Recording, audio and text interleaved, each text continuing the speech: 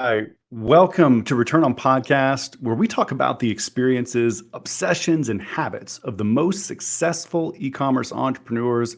I'm your host, Tyler Jefcoat. I want to welcome you to this episode of ROP.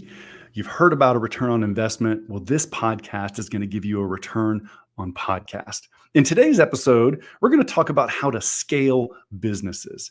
First comes mindset. Then you have to build efficient, scalable processes so that you can choose whether you want to grow, automate, or sell your company. This topic is so near and dear to my heart, and there are few people in the world better suited to talk about it than my friend Trent Dyrsmid. I'm going to go and bring you in here, and then I'll introduce you a little bit, buddy.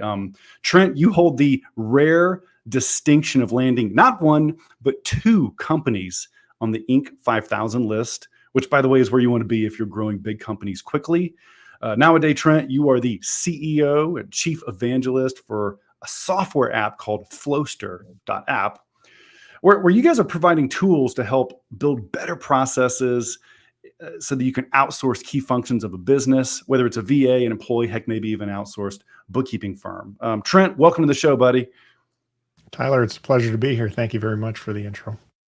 Thanks, man. I would consider you, Trent, to be a mentor in a couple of areas of my life, because you've had a successful podcast in the past, and then you've built multiple businesses. And I don't know the statistics, but the percentages of Americans or other first world country people that actually start businesses is pretty small. It's like single digits. And then the percentages of those people that start a business that reach seven figures in revenue, which is minimum to get on the Inc. 5000, by the way, is super small. And then the percentages to do that twice are even smaller, right? And so just admire you, man. Love what you've done. And I want to start with your journey a little bit, Trent. So going back to the beginning, you're a recovering banker like I am. It's kind of like once a banker, always a recovering banker. Take us back to the beginning of your entrepreneurial journey. What was happening at the turn of the century that made you take the leap and start your own company? So I wasn't a banker in the traditional sense. I was a financial advisor. So I worked for a bank, and we advised families on how to manage their wealth. And in my case, had always just had this burning desire to have my own business, largely because I wanted to do two things that every entrepreneur I've ever met wants to do: make more money, have more freedom. And when you have a job like I did, yeah, you can make a lot of money, and I did, because in particular industry, if you perform well, you get compensated very well. But you don't have a lot of freedom per se, or at least I didn't understand how to create that freedom back then, because I hadn't yet developed my systems mindset. No, makes so. I'm sorry. So pivot to when you got to the opening the business. Forgive me. Yeah, so I was 30 years old, I think. Yeah, 30 years old. I was making a couple $100,000 a year, and I quit to go because I wasn't someone who I think could moonlight. If I'm going to do something, it's all in. There's no half-assed in my world. And I knew that if I kept my day job, there just would be no energy left at the end of the day to try and start a company. So I burnt my bridges. I jumped off, and I had an idea for a business. And I didn't go to college, so I don't have a degree. I don't have any business training. And back then I was laughably ignorant, but I did know how to sell. And so I thought, well, I can start this business. And the original business that I was starting back then, which is still I've sold it since, but it's still in business today, is in the IT services space. And so I called a guy who became a minority shareholder and my co-founder, and I said, look, I'll sell it and you deliver it, and we'll see how successful we can be.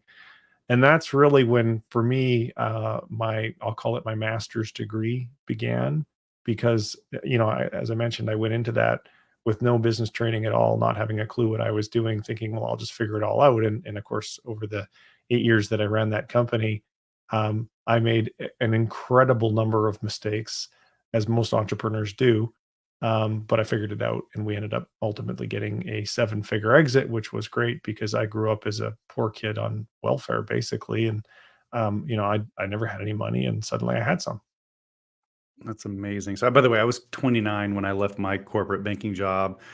So you and I have that in common. Also, I also can't do multiple things. My wife, I'm the worst multitasker in history. So it was same kind of thing where I burnt the bridges and blew it. I completely blew. You're talking about like getting kind of an MBA in real life. Like Mhm. I had an MBA and an accounting degree, and almost crashed our company like monthly for the first 2 years as we scaled. And it's embarrassing. So for those of you out here that don't have degrees, just know that real entrepreneurship is way better than degrees. Trent, at what point in your journey did you decide this is something that might be able to scale? This is a business that might have legs and might be more than just me selling things and this other guy delivering them. Well, I think every entrepreneur, well, maybe not every entrepreneur. For me, it was from day one. I had this vision that I was going to build this IT company and that we'd have clients all around North America because we did all the work remotely over the internet. So it was my first online business because we delivered the services online. But it wasn't until I read this book here that my brain was forever rewired in the methods and the thinking, the tactics, the strategies of how to really start thinking about scaling a business. Because I think the mistake that most young or early stage entrepreneurs make is they're busy trying to do it all themselves, and that is a recipe for success initially, but not eventually because you'll run out of time to do it yourself. And so as I started to read the E-Myth, I became fanatical about having my staff start to document all their processes. And for a business that, that was a really hard business to get customers because nobody wants to buy IT services. It's like insurance. They're like, really? I really have to spend money on this? So it was pretty challenging to get customers. So when we got them, we had to keep them. We had to be really good at keeping them. And we got pretty good at that. And we had a book of sustainable revenue, recurring revenue, and all of that was kind of the outcome of what happened to my brain when I read the E-Myth. Yeah, so you're holding the book, The E-Myth. I've read it too. Gerber's work is legendary now when it comes to Yeah, business scaling, amongst a bunch of the other books that are sitting in your background there, Trent. And yeah, so for most like CEOs, they start a company, you're juggling 17 plates. You're poor because if you start a company, you tend to be poor, or you're working off your savings like you and I were. And at some point, you actually start making money because you're hustling, and it requires a real mindset shift to realize I'm going to have to invest in people and in the processes to kind of get myself out of the way so that I'm not the bottleneck. Like, would you help walk us through kind of your thoughts on mindset and how that CEO, that each industry has a different level, but there's a level where you've got to make the choice. Is this going to be a business that's scalable, or one that's just me hustling my ass off until I make as much money as I can? Like, what was that like for you, and how did mindset play into your growth? yeah. It's a good question because I think it's a huge stumbling block or even brick wall for a lot of entrepreneurs. The first thing is that it comes down to your identity. Mm, So your identity is the sentence that starts with "I am." If you want to be if you want to be the CEO of $1 million a year company, so your sentence would be, I'm the CEO. I am the CEO of $1 million a year company. But if you're only at 100 grand because you're like a solo or you're a freelancer or whatever, the way your brain works at that level will not get you to $1 million. You won't get there. And I know new entrepreneurs, they have a difficult time understanding this until they hit that brick wall themselves. So the first thing about this mindset shift is that you have to start thinking, walking, talking, and acting like the $1 million CEO that you want to become. You have to start making decisions today like the $1 million CEO that you want to become. So I came up about a week or so ago with this acronym called the SDA mindset. I don't think I'm ripping it off from anybody. I'm pretty sure it's my invention. So if otherwise, someone can correct me on it. But the S stands for systems, the stands for delegation, and the A stands for automation. So if you think about the journey, and I'm just going to use a solo marketing consultant or a solo business consultant. So they're out there doing the work. And at that level, when you're doing maybe $100,000 a year in revenue, you probably don't have great systems for much of anything. You're getting referrals, you're getting word of mouth, a new client pops in the door, and you do the work and you get paid. Mm-hmm. Well, the hardest part about running a business as you scale it isn't actually doing the work anymore. The hardest part is when there's so much work to do that you can't do it all anymore. And now you need to train other people to do that. And that transition from having total control to now trusting other people to do the work for you is a huge stumbling block for a lot of people because they go about it the wrong way.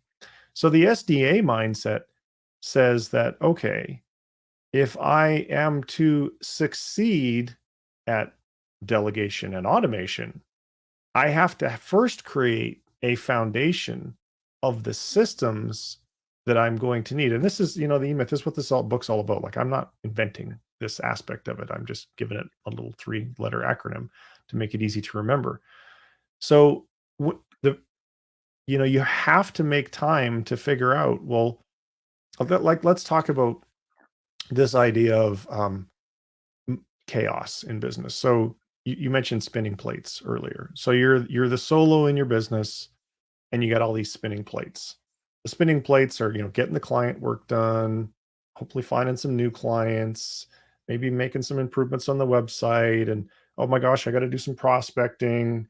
Oh, and I got to make a new lead magnet. Oh, and there's a webinar I got to do. And maybe I'll try some ad campaigns. I got bookkeeping. Oh, and you get it, right? There's just an endless amount of stuff. So if you want to eliminate chaos, and I'll just call all those spinning plates chaos, you need to first of all think about Vern Harnish, big, hairy, audacious goal. What is it that I'm trying to build? And then start to systematically identify what's causing the chaos so you can stop being a firefighter. Because if you're a firefighter all the time, you'll only ever be reactive in your business. You'll never be proactive. And if you're never proactive, you're never going to get to $1 million, $5 million, $10 million. So the simplest way to think about this is, where are the fires coming from? Reverse engineer what, and you have a system of some kind, but it's probably not documented, and that's why fires are happening. It's just your memory. And so then you've got to create documentation to get that out of your head, and then figure out where's the ball getting dropped and what's causing this particular fire that seems to happen in my business over and over and over again, which is causing this chaos. And create documentation sufficient enough that that fire will be prevented going forward. And then you just keep doing that until you have no more fire. Now, this is a wild oversimplification, by the way. Sure. The concept that we're talking about cannot be covered in its entirety in an hour-long podcast. But so this is like the shortcut. So once you have once you've now become a fire preventer, or what I like to call a systems engineer, you now will have created some stillness, some calm in your business. And the more that you create these systems, these standard operating procedures, checklists, documentation, whatever word you want to use, the more of those that you create, that's the S, the systems, the much, much, much easier it will be for you to start to delegate that work to somebody else. So as an example of this, you can see the two Inc. 5000 plaques on the wall behind me. You mentioned that earlier. It wasn't actually two businesses. It was the same business 2 years in a row that got on the Inc. 5000. But I had another business that was on the Canadian version of the Inc. 5000. So technically I've had two different companies, but whatever. So in that business, I realized that the first spinning plate was prospecting. In the business, so we had an agency where we partnered up with brands and we handled their Amazon sales channel. So I needed to pitch these brands. And so I knew that I didn't want to do all the prospecting, because to me, prospecting is a repetitive activity that doesn't require judgment, that comes from years of experience. So therefore, it is ideal to be systematized and passed off to somebody else. So that's exactly what I did. I wrote all these documents that broke down the process. Maybe it took me 2 days to make those documents. I don't even remember because it was like 6 years ago now. But it didn't take very long. And now Flowster has tools where you can make that way faster, by the way. And then I hired people in the Philippines to go and do all that work for me. And the outcome of that was the only job that I had for the first year was to reply to the replies from the emails that my assistants were sending, get them to do a Zoom call with me, pitch them, and close the deal.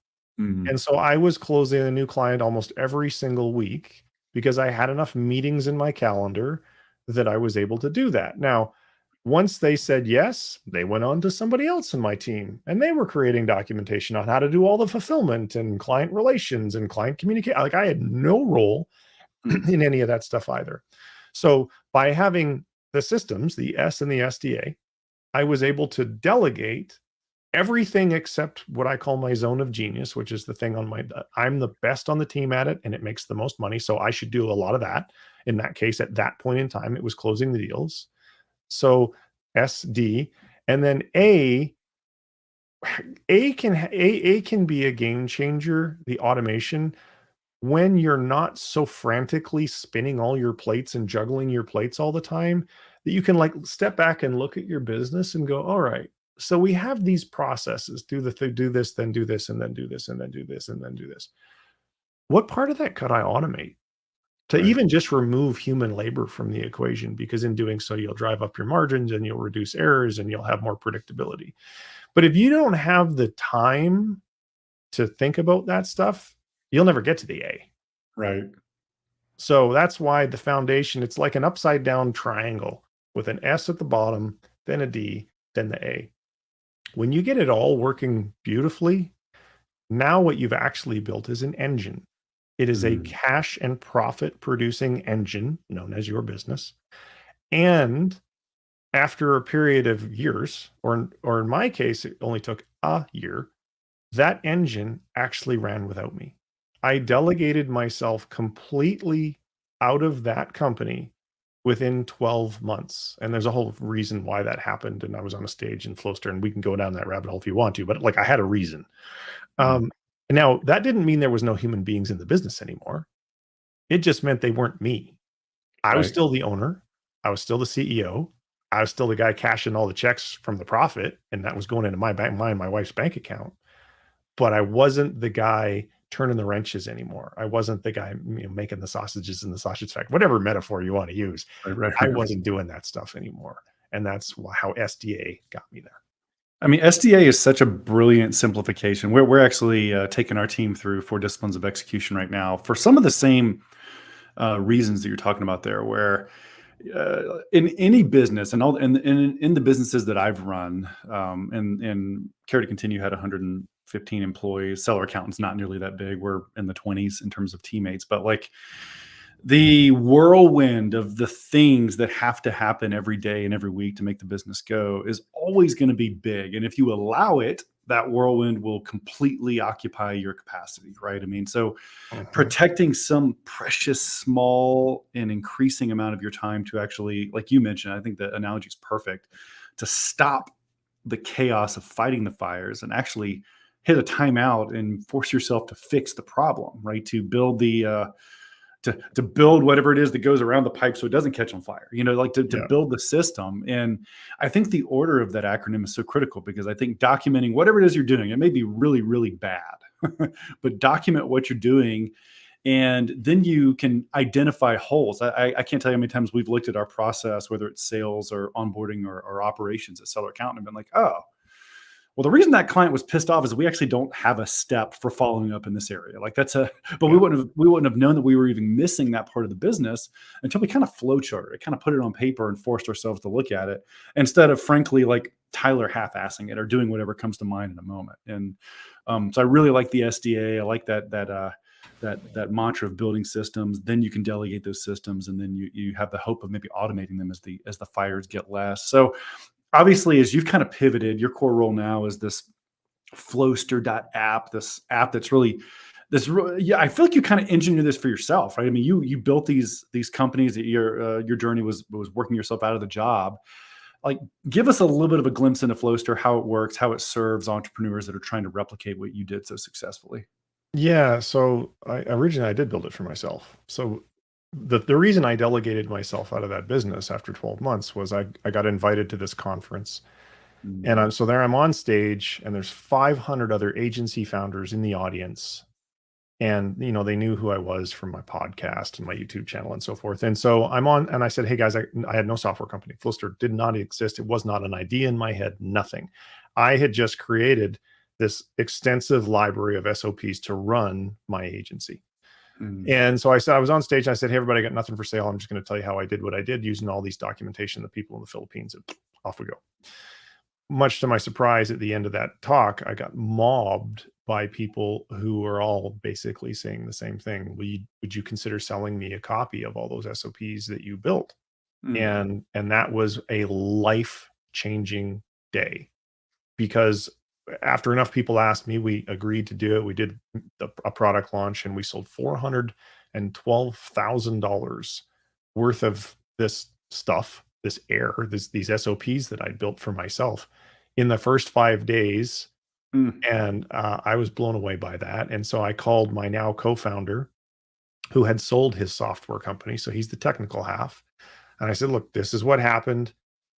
I want to build this software company because I think we can keep doing this and we can scale this up. And so he said yes. So Flowster, at its very simplest definition, allows entrepreneurs to achieve one thing: make more money, work less time. That's it. That's what Flowster does. Make more money, work less time. The vehicle for that is SDA, systems, delegation, and automation. Flowster currently is super focused on helping people accomplish the S and the D. We are working on some new products that are going to address the A. So if you use Flowster, and we have a Chrome extension, so there's two problems. Or not two problems. There's one problem that we built Flowster to solve initially, and that was people want SOPs, but they don't want to make them. It takes too much time. They don't know how to do it. They don't know how much detail to put in. That's why people bought, like, we ended up selling millions of dollars in the first 2 years worth of that one playbook for people who were running a business that was an agency selling stuff on Amazon.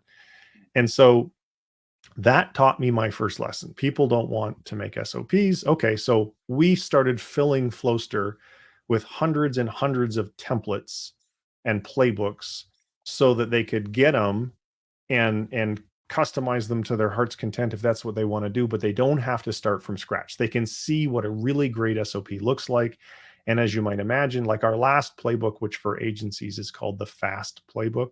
If you want to learn about it, you go to Flowster.app/fast. It took us 5 months. We worked with 34 marketing agencies and 7 other industry partners to create the FAST playbook. So you can imagine, to do that on your own would take you well north of a year if you would ever get it done at all. So that was the first way we were solving this problem of how do I jumpstart getting SOPs in my business. But then we also realized that as much as we were creating all these templates, and we're always creating more, it's an ever expanding library, there was still this other unmet need. And that is, I can't find what I want in the Flowster marketplace, so I have to create it from scratch. And the basic Flowster software totally allows people to do that, but it still is not as fast as we wanted it to be. So we came out with the Flowster Capture extension, which is in beta at the time of this recording, but I don't know when you're publishing this, or actually we're streaming live. So anyway, it's in beta. And you can get that at Flowster.app/capture. So kind of like the Chrome extension for Loom, where, it records a video of you doing all the stuff on your desktop. Well, videos suck for SOPs. You should have written SOPs with images and checklists, and there's a whole bunch of reasons why. But what the Capture extension, the problem it solves is now you can hit Capture and go click all the things on your desktop. And it's literally taking screenshots of your screen every time you click and highlighting where you're clicking. So it allows you to literally build a highly detailed SOP template while you're doing the thing. You don't even have to like set time aside, because it used to be, okay, there's this 15-minute process. I'm going to spend 90 minutes or 2 hours manually building the SOP so that I don't have to do the 15-minute process, which is in itself a great return on time. However, most people who are spinning plates like crazy can't devote the 2 hours to save the 15 minutes. They're like, oh, I'll do it tomorrow. I'll do it tomorrow. I'll do it tomorrow. But they never do. And so they stay spinning plates. So the capture extension solves that problem. And as it moves through beta and becomes fully developed, it'll get even slicker and slicker at it. And then the two will work beautifully together, because you can take these flows that you make in capture and you can import them into Flowster, and there you go. So if you want the S and the D, that is what Flowster solves. It helps you to create systems quickly, and then you use the Flowster software. It operates kind of like project management software, but we call it process management, to be able to delegate those tasks, and you assign them to people. You can give them due dates, and you can mention each other and communicate. You can create recurring workflows. Like, there's all the stuff that you can do in the software with whatever content that you've created that are your SOPs. So two things came to mind there, Trent. One, so I'll ask them one at a time here, but like, one of the issues is what you just described, which is, can I find the time to capture whatever it is I'm doing right now? And I think that's a good baseline for any process. But one of the things that I think creates anxiety for me, and maybe other entrepreneurs out there, is like having somebody engineer like the right process. Like, in other words, there's like a little bit of, are we doing things the right way? Like, is there, whether it's Flowster or not, like, what have you learned about, is it more of a quick iterative process, or is it more of a slow down and work through it, or let's just put what we have? Like how do you improve your process so that it's not shitty? Yeah. So I love that you used the word shitty, because our methodology, and the methodology that I teach people, is shitty first drafts is okay.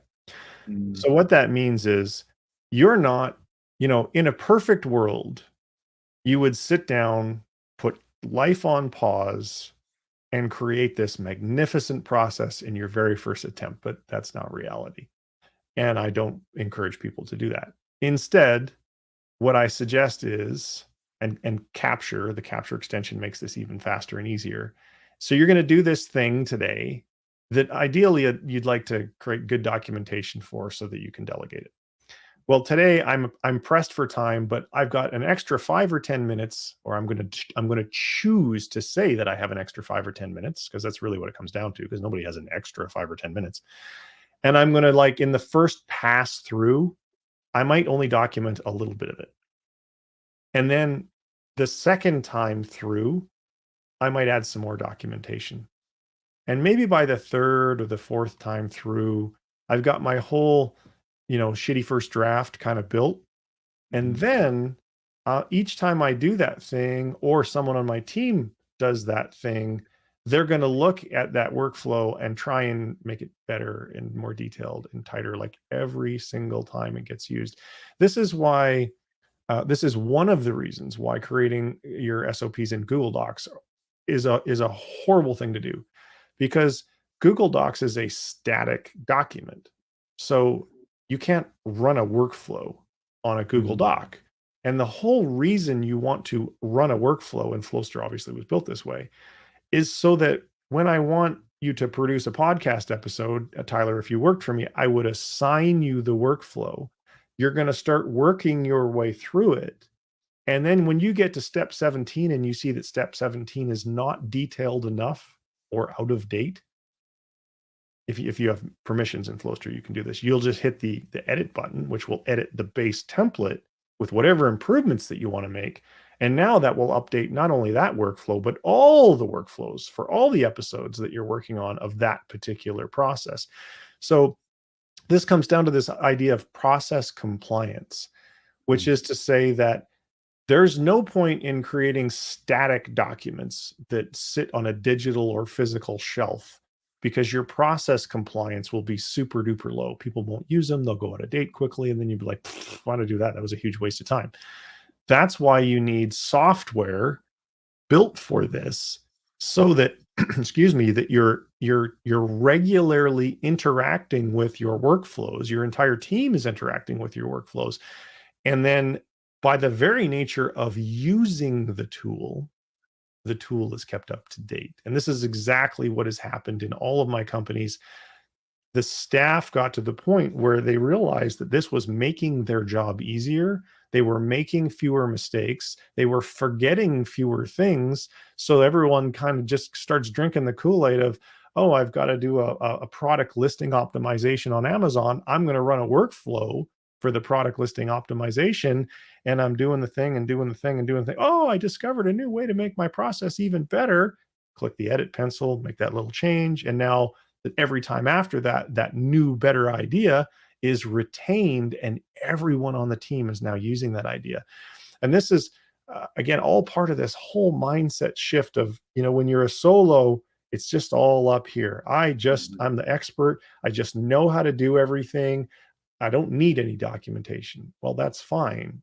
But if you ever want to stop being the solo, you have to have the documentation, or the only thing that's going to happen when you expand your team to other people is errors are going to go up and quality is going to go down.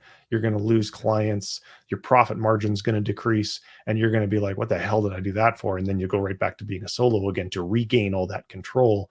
And you'll just be stuck there forever.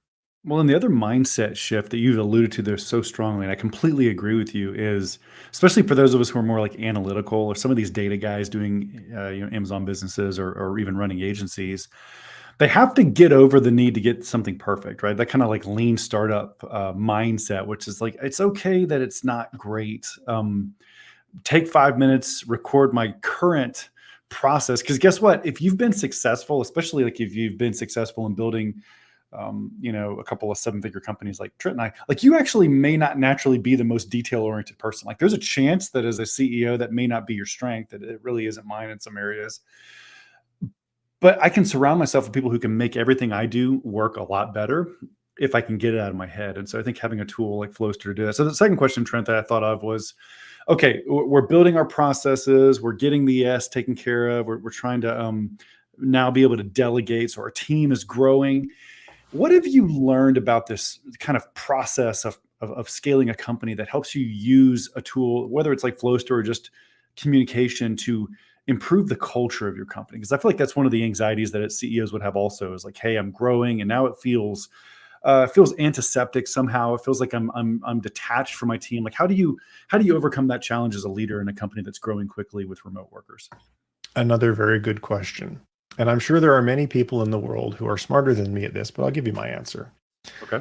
So it comes down to your big why. Like, why are you in business? If the only reason that you've picked the business that you're in is for profit, like, you could have picked anything. It's just profit. It's all I care about. That's not a very good why. So when you want to have a culture, you need to have a vision. And and this should also be a written document. Now, rather than use the word vision, I'm going to steal a phrase out of the book Work the System, and it's called a strategic objective. And the strategic objective describes for you and your team, why are you in business? What is the difference that you're trying to make in the world?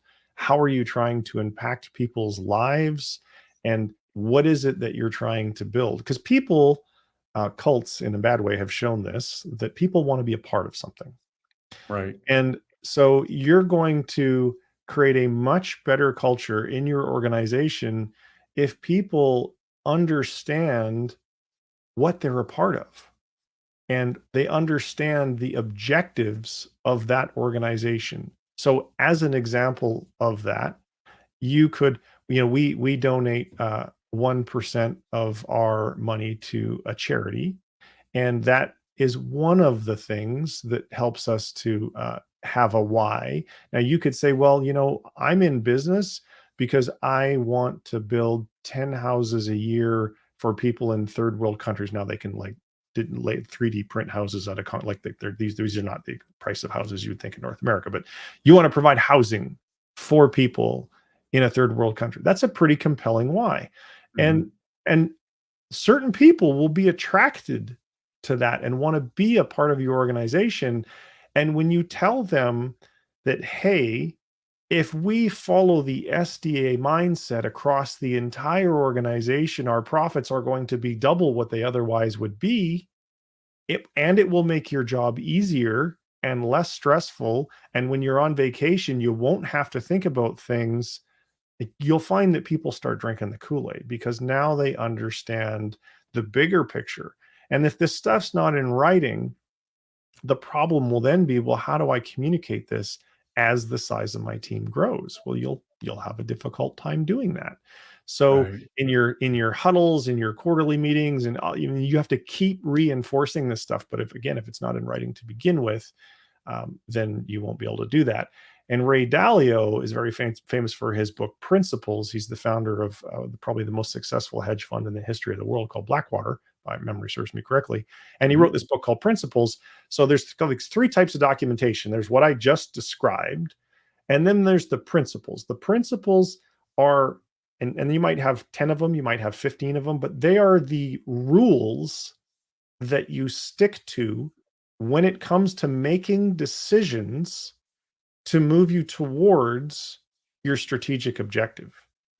And then there's your SOPs, your actual business processes, so that you can make sausages in the sausage factory according to the principles that are moving you towards your strategic objective. This is not stuff that solopreneurs generally think of. Solopreneurs think of, how can I get my next client? And Right. how can I do the work? And how can I get some time off? Like, it's a very, very, very different mindset. And it's very natural for people to start, especially if it's their first business, like it was mine. I had no idea about any of this stuff. It's very normal to just think about, I just need to get another client so I can pay my bills. But Yep.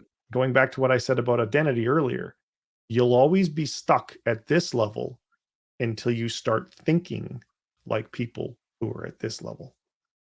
It's incredibly well said, Trent. And I think even I'm one limiting belief that I've had in the past that I think CEOs struggle with a lot is you start growing and you bring in people to your team and you feel guilty because you're not. This is like a really messed up thing to say, but I've had this happen twice in my career where we've kind of gotten beyond the fire crushing us, and I feel like guilty or depressed about it. And that's another like frame of mindset that I've got to change to realize, okay, no, wait a minute, my team needs me.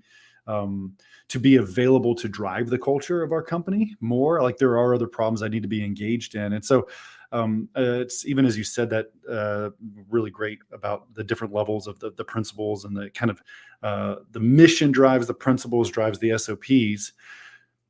Don't don't be lazy and just keep doing it yourself. I think this is maybe the message I would add to that is it's actually lazier to not take the time to have a clear mission as a company and to have clear processes, because having those clear processes not just free up your time, they will make you more profitable, but they'll also make your team more satisfied because it's going to get them out of the like chaos also, right? You felt chaotic when your business started growing. Well, guess what?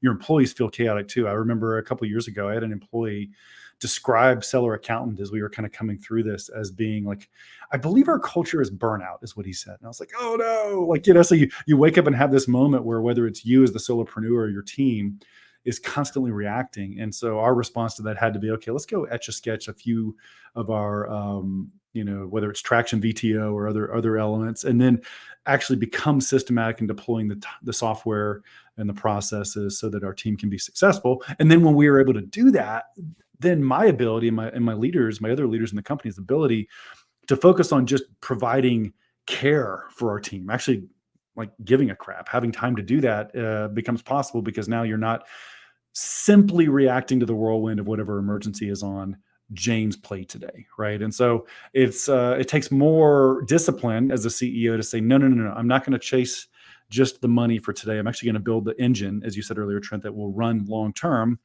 And I'm going to force myself to document the systems. Well, guess what? There's tools out there, a really good one that we're talking about here called Flowster, that with very minimal investment of your time, you can start grabbing those processes, the things that you're doing that you need to get out of your head.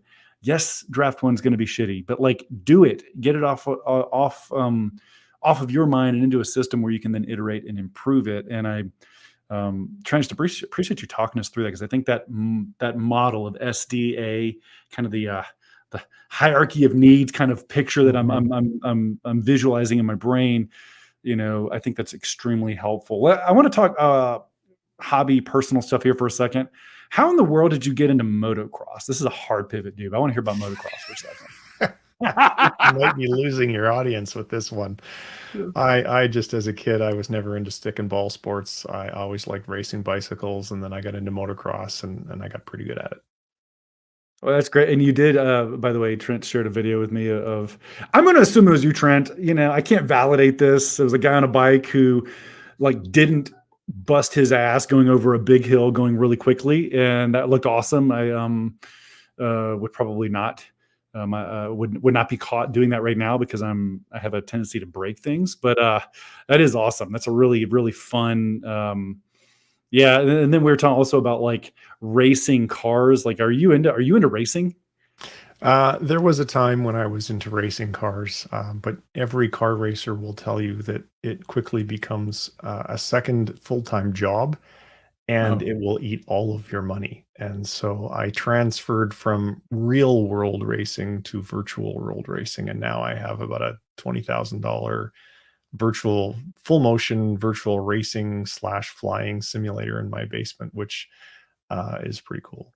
I mean, Something, really cool. Good. yeah. So something I wanted to add to the business thing that we talked about before we went down the sports rabbit hole. It talked about culture and so forth.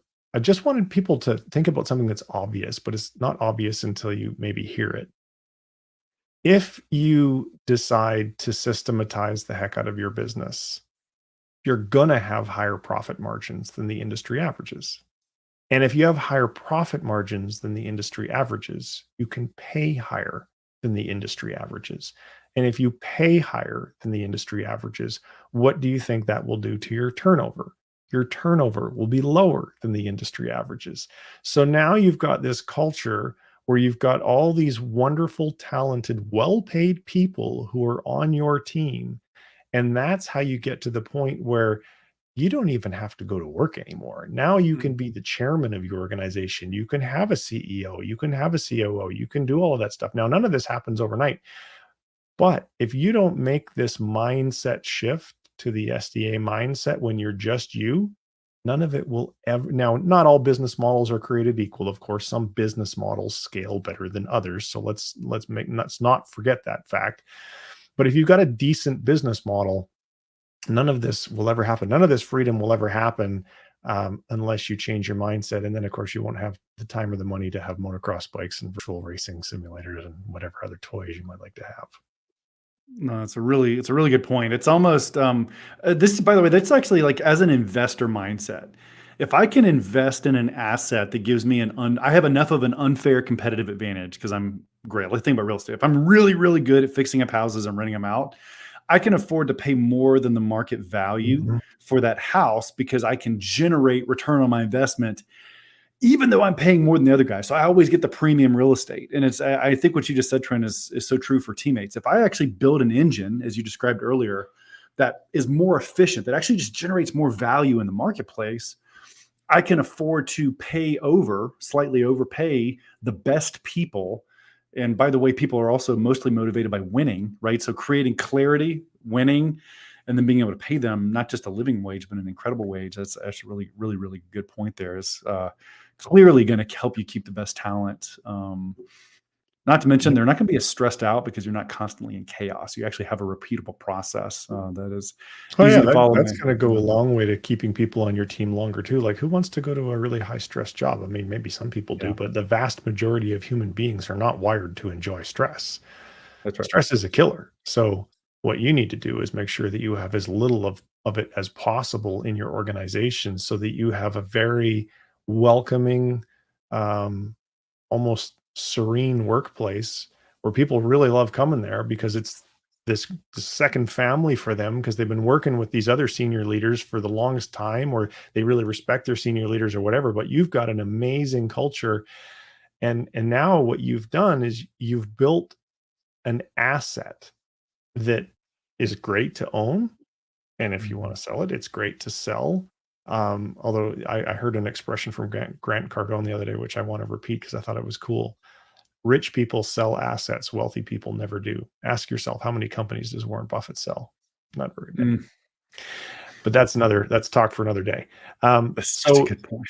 yeah, but so your job as a founder is to be like, you kind of have two hats. One is like systems engineer, and the other one, which I think is the more prevalent hat, is asset builder, Mm. asset creator. A funnel that converts is an asset. A webinar that converts is an asset. Um, a prospecting system that can be run by people in the Philippines for $4 or $5 an hour is an asset. I try to invest the vast majority of my time working on the business to build assets so that I can have my SDA working beautifully so that I don't have to work in the business. Well said. And so to finish our discussion here, this has been great, Trent. We end every episode with the return on podcast section. This is about habits, hacks, practices that have given you an unusual ROI in your life. And so let me kind of turn it over to you with the kind of broad question, whether you want to give an example, personal or business, or one of each is great. But what is the habit hack practice that's giving you maximum ROI in your life that you think people should consider trying out? Well, I'm going to tell you a quick little story. So I got written up in this book. I'm in chapter 16. Nice. And Atomic for Habits, by the way, for anyone who's listening to the pod here, that's Atomic Habits by James Clear on my top 5. I love that book. Go ahead. so I'm known on the internet now as the paperclip strategy guy. So this was the very first system that I ever built. So when I started my career as a financial advisor, I'm old enough now that when I started there was no email. And so I cold called a lot. And I knew that, and I knew because somebody who was one of the top producers in the firm, when I was in the rookie program, he said, Trent, this is how you're going to be successful. You're not going to worry about trying to figure out what stock's going to go up and what stock's going to go down. We have analysts for that, and we have fund managers for that. You're a sales guy. Never forget that. And your job is to find clients. That's it, to build your book of business. And then that book of business will look after you. So I thought, okay, I'm going to pay attention to what he told me. And so I had 2 paperclip jars. And I knew that if I made more cold calls than anybody else did, I would probably be more successful than anybody else. And I ended up being the number 1 rookie in the training class of like 30 guys. I was the youngest. I was the one that everybody pegged to fail because I didn't have any connections. I didn't have a network. I knew nothing. I was like 21. And so every time I dialed the phone, I had 120 paper clips in this baby food jar. And every time I dialed the phone, I would move a paper clip. So what's the lesson there? It's not to put paper clips in a paperclip jar, in a baby food jar, although it was good enough to get me written up in James's book. The lesson is to have a daily routine that you stick to that focuses in the morning. So I want to give this sort of parting bit of advice. Here is the fastest way to get a significant ROI on the S portion, on the S and the D. Number 1, delegate the management of your inbox to your assistant. That will save you at least an hour, maybe 2 hours a day, which you can then use to work on your business. Flowster has a free template called inbox management or something. You can search for it. And you don't even need a paid account. You can just get a free Flowster account and you can do this. And so now you've instantly created a substantial amount of free time. The second thing to do is organize your calendar. Don't take appointments Monday to Friday anytime. You need to control when your clients and prospects can have access to you. My calendar is only open, like when I use Calendly, it's only open to take appointments Tuesday, Wednesday, and Thursday from 1 p.m. to 5 p.m. That's it. So that means that every morning is mine. Every Friday is mine. Every Monday is mine. So now with all the free time that I've created from not having to manage my email and the way that I've structured my calendar, I create a lot of asset building time. So that's tip number 1. I hope I'm answering your question. And then tip number 2 is this daily routine of Flowster. So I have a daily routine in Flowster. Flowster runs this workflow for me every single day. And in that routine are where let's say that I learned something really awesome on your podcast that I didn't want to forget, and I wanted to habitualize that piece of knowledge. How do you do that? I store it in my daily routine. So every single day, I'm now seeing, for example, the 1-3-1 problem solving solution. So every time now when a team member comes to me, I follow the 1-3-1 because I've got it stuck in my head because I put it in my daily routine. The Mm. other thing I do in my daily routine is I have one step called top priorities, sorry. And I just have links to those projects. These are not processes now, these are projects, business improvement or asset building projects that I manage in project management software. And I just have links to those projects. So every morning, like if I've got a campaign running to promote a webinar, which I just did a webinar yesterday, which was crazy successful. So one of those links was every day I was checking registrants. Every day I was checking the conversion rate of the landing page. Every day I was checking the open rate of the emails because I just placed little links in that daily routine and click, click, click, click, click. So I can super quickly get to the information that I need to see. I've got links there to my financial reporting software and my dashboards and all the stuff that a CEO would need to see. It's a part of my daily routine. I can get through the morning half of my daily routine in maybe 20 or 30 minutes, something like that. Depends on how much time I spend writing, because that's also a part of my daily routine. So set yourself free Mm. by the things I've described, and then use the freedom and focus of a daily routine to make sure that you're not getting sucked into your inbox in the morning. And then suddenly you're like, wow, it's 11 o'clock. Where'd the morning go? I didn't create anything. I didn't build any assets today. You gotta build assets. And the only way to build assets is to create the time in your schedule and the space in your mind to be able to get to the A in the SDA, which is again, systems first, then delegation, and then automation. Beautiful, beautiful. By the way, I do have a Flowster account, and I just highly recommend for those of you listening to this pod, Flowster.app, app, Flowster.app is where you can find out more about Trent's new tool. Trent, anything else we need to keep an eye out for in terms of learning more about your services or something that might be on the horizon here that we should know about? Um, there is a masterclass that you and I talked a little bit off air about this. So if you go to flowster.app/masterclass, what I learned was everything that we've talked about.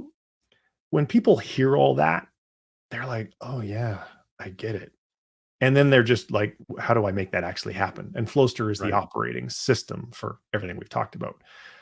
What I've realized is that, not everybody understands all this stuff. And if you don't understand all this stuff and you haven't read the E-Myth, and like, it's not obvious to you why you need SOPs. So we're creating this masterclass um, to teach people about this. And there's going to be a community and an ongoing coaching program and a bunch of stuff to really give more support to the spinner plate folks in the world, the spinner plate entrepreneurs who are like tired of doing it, but they don't exactly know how to get from where they are to this wonderful world of a systematized business, or a cash engine, so to speak. So we're again, that the first live masterclass. So there's going to be a bunch of content in the portal. It's not there yet. I'm literally creating this on the fly, but by June 1st, most of it will be there. And then we're going to have like a live day on June 1st with myself and a couple of the other coaches. And we're going to spend 4 hours and do all this stuff live. And then we're just going to probably keep doing that like once every month or once every 2 months, something like that. Beautiful. Well, again, guys, just to summarize the episode here, starts with mindset. It's time to stop just spinning plates, fighting fires. It's time to really employ Trent's SDA, capture your systems, figure out how to delegate those systems, and then automate them. You can't do that if you're fighting fires. A tool like Flowster is one that you should consider if you're struggling in that area. And Trent, I just want to say thank you, brother. I really appreciate you joining the show today. Thank you for your time. Grateful to know you, man. I just appreciate you. Tyler, thank you very much for having me on. It was a privilege to be here. Awesome. And for those of you guys who are listening, thank you so much also for joining us today. Trent and I have enjoyed having this conversation with you. And if this content serves you, if you've enjoyed it, if this area of systems and processes would be meaningful to some of your peers, please share this podcast, share this episode, subscribe, like it, and we'll be back next week. For now, though, kill it and make sure you set your morning routine.